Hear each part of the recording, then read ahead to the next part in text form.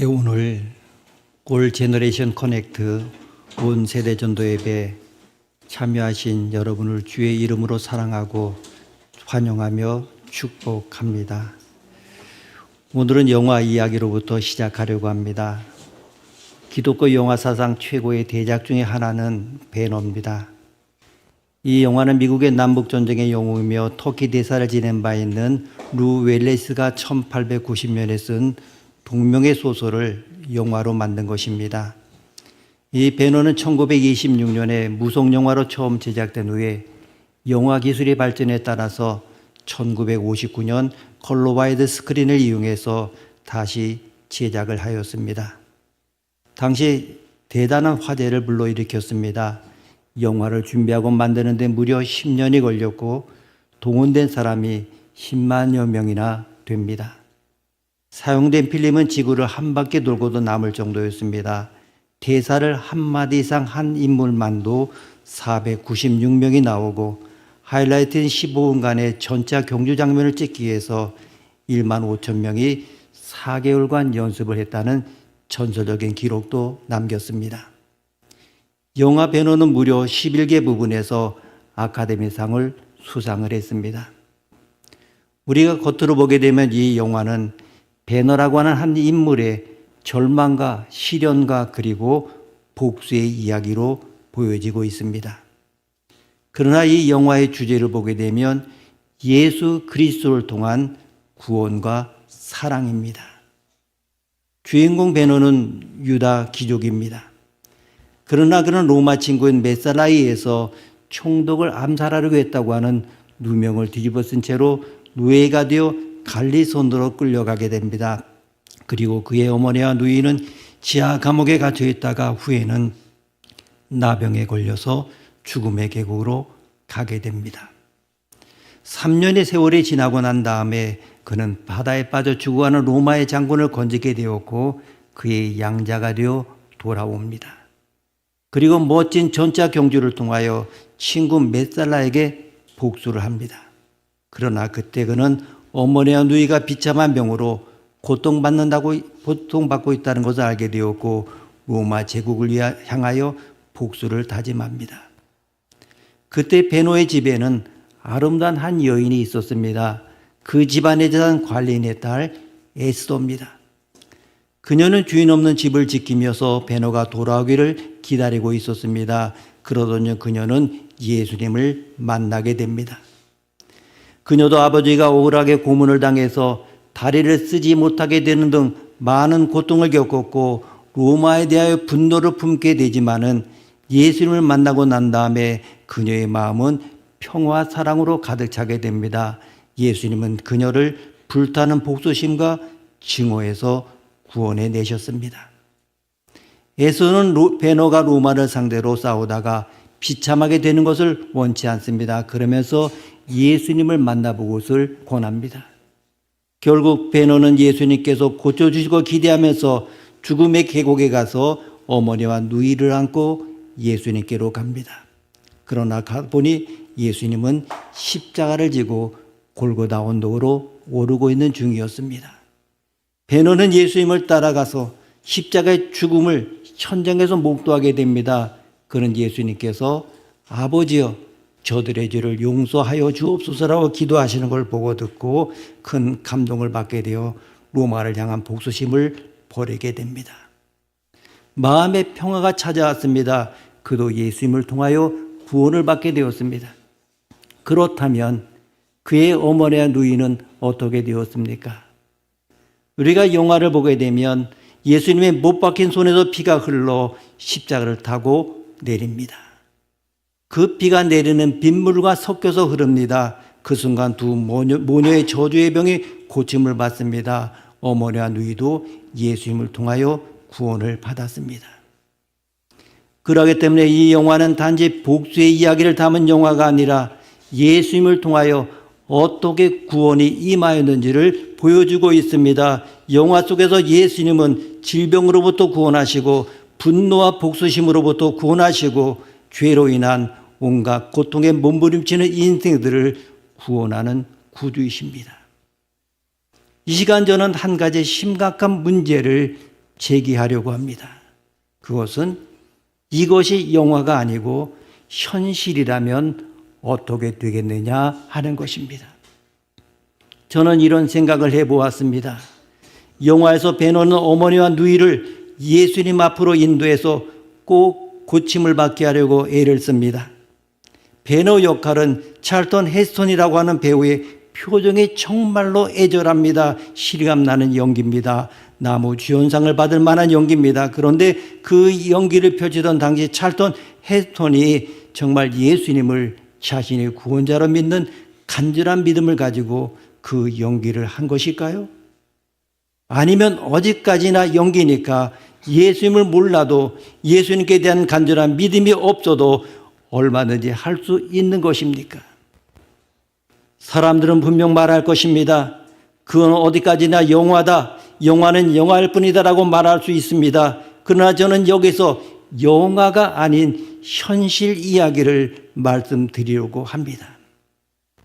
그는 지난 2002년에 가까운 사람들을 초대해서 만찬을 베푼 자리에서 자신의 알츠하이머 병에 걸렸다고 고백하고 있습니다. 그러면서 앞으로 점점 기억력을 잃어서 사람들도 알아볼 수 없게 될 것이기 때문에 아직 기억이 살아있을 때에 사랑하는 사람들과 마지막 작별하려고 한다고 말했습니다.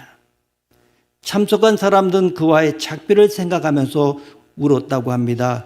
그는 투병 5년 만인 2008년 4월 5일 병상에서 아내 리디어가 지켜보는 가운데 숨을 거뒀습니다.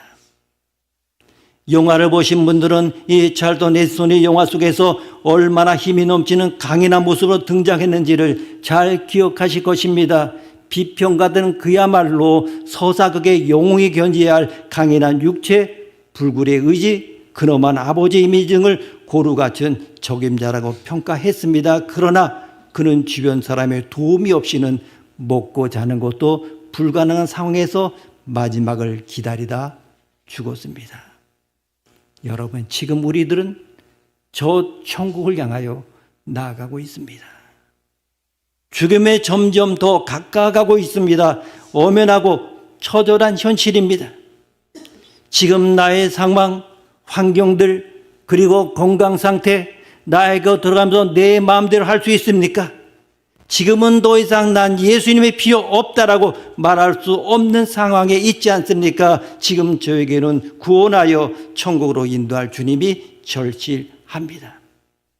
이제는 정말 예수님을 통하여 구원받지 않으면 안 됩니다. 천국으로 인도하는 주님이 없다면 어떻게 될 것입니까? 그냥 이대로 희망 없는 한 줌의 흙이 되어야 하는 것입니까? 결코 그럴 수는 없습니다. 반드시 예수 그리스도를 통하여 구원을 받아야 합니다. 예수님 없이는 안 됩니다. 여러분도 넘치는 힘도 세상 사람들을 감독하게 하는 아름다움도 그렇게 쇠잔해 가는 것임을 생각할 때 만약 예수 그리스도가 우리의 구주가 아니시라면 우리에게 무슨 희망이 있겠습니까? 혹시 난 아직 젊다고 말씀하실 분이 계십니까? 우리 청년들의 젊음은 100번 만번의 찬사를 보내도 아깝지 않을 정도로 정말로 아름답습니다. 그러나 우리는 알아야 합니다. 그 젊음도 아침에 피었다 잠시 후에 지는 꽃처럼 시드는 것입니다. 기왕의 영화 이야기를 했으니까 배우 한 사람을 더 이야기하려고 합니다. 자, 사진을 띄워주시죠. 사진 띄워주세요. 예, 누군지 아십니까? 올리비아 하세입니다. 1951년생의 그녀가 15살 되던 해에 로미오 줄리엣이라는 영화에 줄리엣으로 출연했을 때의 모습입니다. 또 하나 띄워주시죠. 네. 자, 이 사진은 중년이 된 여인 후의 모습입니다. 그리고 또 사진 한 장 띄워주시죠. 자, 또 하나 띄워주시죠.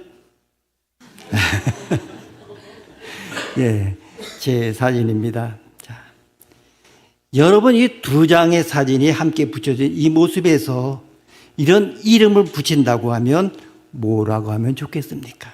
이 사진 내려주셔도 됩니다. 세월이라고 하면 어떻습니까? 이게 바로 현실입니다. 장차 우리에게 다가올 일들은 영화가 아니라 현실입니다. 이게 영화라면 텔레비전을 꺼버리면 될 것입니다. 극장 밖으로 뛰쳐나오면 될 것입니다. 보지 않으면 될 것입니다. 그러나 이건 극장 밖으로 뛰쳐나와도 텔레비전을 꺼도 우리에게 다가오는 현실이라고 하는 것입니다. 우리가 맞이하게 될 죽음은 영화 속의 이야기 안의 현실입니다. 우리가 오늘 아침에 깨어 일어난 것이 현실이듯이 우리가 이 세상에서 다시 깨어 일어나지 못하는 것도 현실이 될 것입니다. 아침마다 거울 앞에서 얼굴 단장하는 것이 현실이듯이 언젠가는 거울을 보기도 싫을 정도로 조글조글 늙어가게 되는 것 역시 현실이 될 것입니다. 우리가 아침 식탁에 앉아 밥을 먹는 것이 현실이듯이 더 이상 식탁에 앉지 못하게 될 것도 현실로 다가올 것입니다. 우리가 지금 예배하는 게 현실이듯이 더 이상 예배당에 나오지 못하게 될 것도 현실이 될 것입니다. 우리가 지금 마주 보는 것이 현실이듯이 장차 주님 앞에 서게 될 것도 현실로 다가올 것입니다.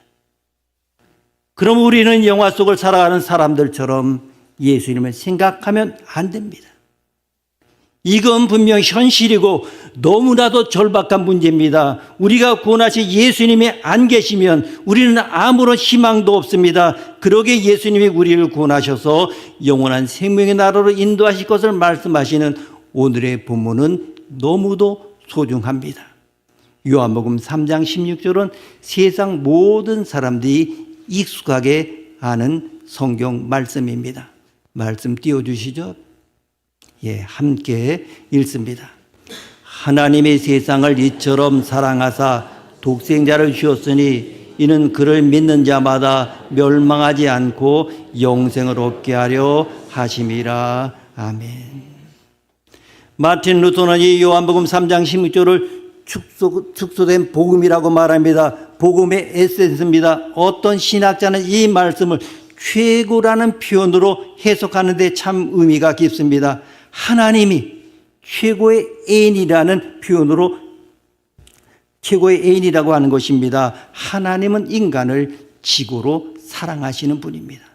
세상을 최고의 숫자입니다. 모든 민족과 인종을 다 포함하고 있습니다. 이처럼 사랑하사 최고의 수준입니다. 생명을 희생시킨 사랑입니다. 독생자를 최고의 선물입니다. 더 이상 없는 최상 최대의 선물입니다. 주셨으니 최고의 행동입니다. 하나님의 자기 자신을 다 내어주신 것입니다. 누구든지 최고의 초청입니다. 제한이 없는 우주적인 초청입니다. 저를 믿는 자마다 최고의 단순함입니다. 무조건 믿기만 하면 됩니다. 멸망하지 않고 최고의 해방입니다. 죽어야 할 죄수가 석방되는 것입니다. 영생을 얻으리라 최고의 소유입니다. 영생 그 이상의 재산은 없습니다. 그래서 요한복음 3장 16절은 모든 사람의 선구 또는 기독교 복음의 심장이라 이렇게 불리기도 합니다. 누구든지 주님을 믿기만 하면 멸망치 않고 영생을 얻게 될 것이란 이 말씀처럼 우리에게 절실한 말씀은 없습니다. 그러하기에 우리는 무슨 일이 있어도 우리는 이 말씀을 포기할 수가 없습니다. 무슨 일이 있어도 예수님을 포기할 수가 없습니다. 무슨 일이 있어도 예수님을 향한 믿음을 포기할 수 없습니다. 다른 모든 것을 놓아도 예수님을 놓칠 수는 없습니다. 그분만이 우리를 구원하여 영원한 생명을 주시는 분이기 때문입니다. 그렇다면 이 말씀이 오늘 우리에게 어떤 축복과 혜택을 줍니까? 하나님은 사랑이십니다. 무엇보다 그분은 사랑의 하나님이십니다. 하나님은 우리를 지극히 사랑하십니다.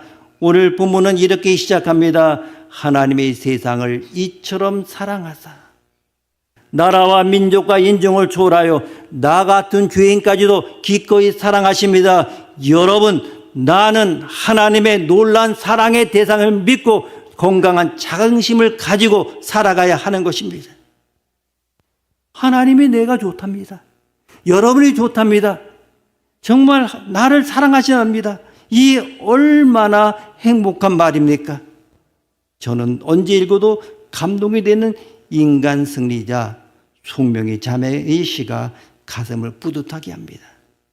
그는 어거스틴의 신앙 고백을 토대로 시를 지었습니다. 나 하나만 있더라도 세상을 지으신 주, 나 하나가 죄를 짓더라도 십자가에 죽으신 주, 나 하나가 있더라도 천국을 마련하신 주.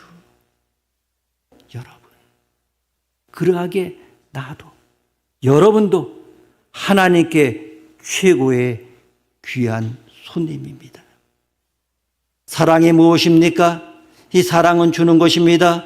좋은 것을 기꺼이 내어줍니다. 사랑은 아낌없이 주는 것입니다. 사랑이 승화될수록 가장 비싼 것을 줍니다. 아깝지 않습니다. 사랑할수록 모든 것을 다 줍니다. 그래서 하나님은 우리를 향한 사랑을 겉으로 드러내어 독생자 예수님을 이 세상에 보내주셨습니다. 하나님은 우리의 범죄 때문에 죄 없으신 독생자 예수를 내어주셨습니다. 여기서 주었다고 하는 말은 넘겨주다, 양도하다, 희생시킨다는 뜻입니다. 우리 인간을 위한 최고의 선물은 국가나 정부 권력이 아닙니다. 돈도 아닙니다. 재능도 아닙니다. 인류의 최고 선물은 예수 그리스도입니다. 요한복음 4장 10절에서는 예수님을 하나님의 선물이라 이렇게 표현하고 있습니다. 우리는 온 우주의 왕이신 하나님으로부터 최고를 선물로 받았습니다.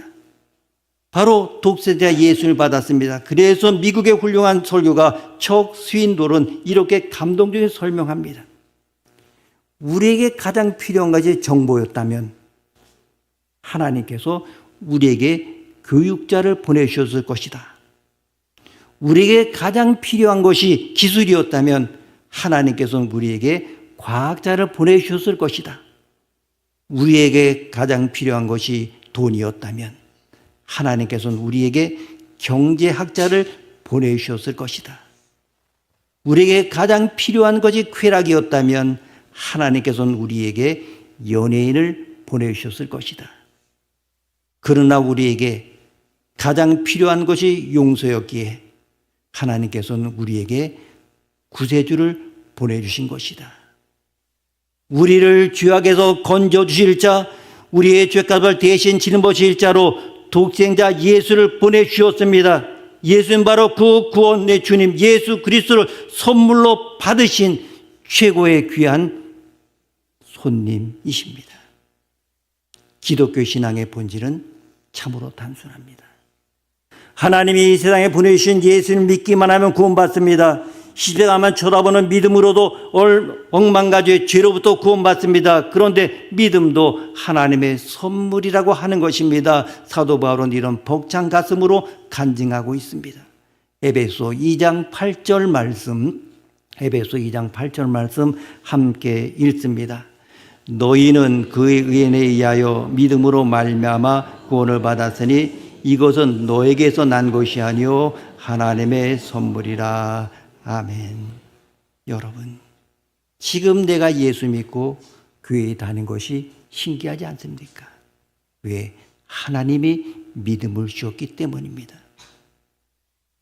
오늘 여기에 이렇게 초대받아 오신 것도 놀라운 일입니다.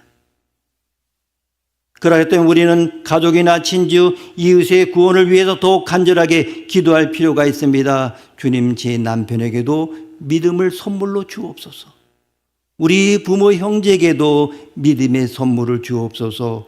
우리 자녀들에게도 구원의 확신에 이르는 믿음을 선물로 주옵소서. 누군지 예수를 믿기만 하면 구원받습니다. 그래서 오늘 아침 우리는 이런 소박한 기도가 필요합니다. 주님, 저의 믿음 없음을 도와주옵소서. 저에게 큰 믿음을 주옵소서. 주님, 저의 믿음 없음을 도와주옵소서. 저에게도 큰 믿음을 주옵소서. 하나님, 그 예수님을 이 세상에 보내신 궁극적인 목적은 죄로 죽게 된 인간을 살려주시는 것입니다. 한마디로 영생입니다. 그래서 요한복음 3장 16절의 결론은 명료합니다. 영생을 얻게 하려 하심이라. 영생, 이것은 인간을 향한 하나님의 최상의 선물입니다. 인간은 죄 때문에 죽습니다. 다 죽습니다. 그런데 예수를 믿음으로 살 수 있게 해주시는 것입니다. 예수를 믿기만 하면 영원히 삽니다. 예수를 믿기만 하면 심판에서 면제가 됩니다. 그리고 영생 복락을 누립니다. 우리가 예수를 믿는 순간부터 우리의 호적은 사망에서 생명으로 이적하는 것입니다. 기독교는 단순한 도덕적 종교가 아닙니다. 인간 수양의 종교 정도도 아닙니다. 생명의 종교입니다. 예수님 믿기만 하면 영생 복락을 누립니다. 거기다가 예수님은 이 땅을 살아가면서도 풍성한 인생을 누리게 하십니다. 그렇습니다. 예수를 믿으면 인생이 풍성해집니다. 생기가 넘치고 활력이 넘치고 역동적인 인생을 삽니다. 생수의 강에 흘러넘치는 것과 같은 기쁨이 있습니다. 소위 분에 넘치는 초가분의 인생을 삽니다. 오늘 이 순간부터 얼마든지 누릴 수 있습니다.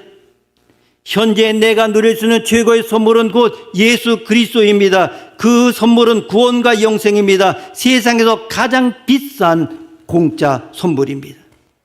그런데 하나님께서는 당신을 사랑하셔서 그 비싼 선물을 그냥 주시겠다는 것입니다. 얼마나 송구스럽습니까? 우리는 하나님의 최상의 선물을 가진 자들입니다. 그런데 혹시 아직까지도 그 예수님을 모르시는 분이 계십니까? 아직도 믿지 않는 분이 계십니까? 오늘 아침에 영원한 생명을 주시는 놀라운 선물 되시는 예수님을 믿으시기를 바랍니다. 어떤 분이 이런 소박한 간증시를 썼습니다. 주님, 빈잔을 들고 황야를 지나서 당신에게로 기어갔습니다. 기운을 회복할 수 있도록 한 방울이라도 얻을 수 있을지 의심하면서 제가 당신을 단지 좀 더 알았더라면 양동이를 들고 달려왔을 텐데. 예수님은 바로 오늘 그 선물을 여러분에게 주고 계십니다. 여러분은 하나님께 최고의 귀한 손님입니다. 그러므로 예수님을 믿으십시오. 영접하십시오. 마음속에 예수님을 모셔드리십시오. 여러분은 누구십니까? 하나님께 최고로 사랑받는 귀한 손님입니다. 하나님이 세상을 이처럼 사랑하사 독생자를 주셨으니 이는 그를 믿는 자마다 멸망치 않고 영생을 얻게 하려 하심이라. 오늘 아침 여러분은 요한복음 3장 16절의 고를 들여다보십시오. 그분은 마치 나 한 사람밖에는 사랑할 대상이 없는 것처럼 나를 사랑하십니다. 그러기에 하나님은 독생자 예수님까지 나를 위해 놀라운 선물로 주셨습니다. 이제 그 예수를 믿기만 하면 영원한 생명을 누리게 하십니다. 더 나아가서 각박하고도 삭막한 이 세상에서 풍성한 생명을 누리게 하십니다. 하나님의 그 놀라운 최상의 사랑과 축복을 누리는 최고의 인생을 살아가십시오. 기도하시겠습니다. 하나님 아버지, 저희들 사랑하심을 감사합니다. 하나님의 은혜를 무엇으로 다 표현할 수 있겠습니까? 하나님의 아들을 주셨습니다. 죄가 없는 의로우신 그분, 영원한 그 몸, 영원한 살과 영원한 피와 영원한 생명을 저희들을 위해 주셨습니다. 이분을 믿음으로 영생을 얻게 하신 하나님 아버지, 하늘나라 기업을 얻게 하신 하나님 아버지 감사합니다. 우리가 영혼이 소중한 것을 알고 영혼을 귀히 여기는 믿음 생활하게 하여 주시옵소서. 너무나 우리는 육신에 매여 살고 있습니다. 세상에 매여 살고 있습니다. 그렇게 사는 것이 잘 사는 것으로 알고 살아가고 있습니다. 영혼을 위해 사는, 영혼의 구원을 위해 일하며 살 수 있는 그런 믿음 생활하도록 인도하여 주옵소서. 존귀하신 예수님의 이름으로 기도드립니다. 아멘.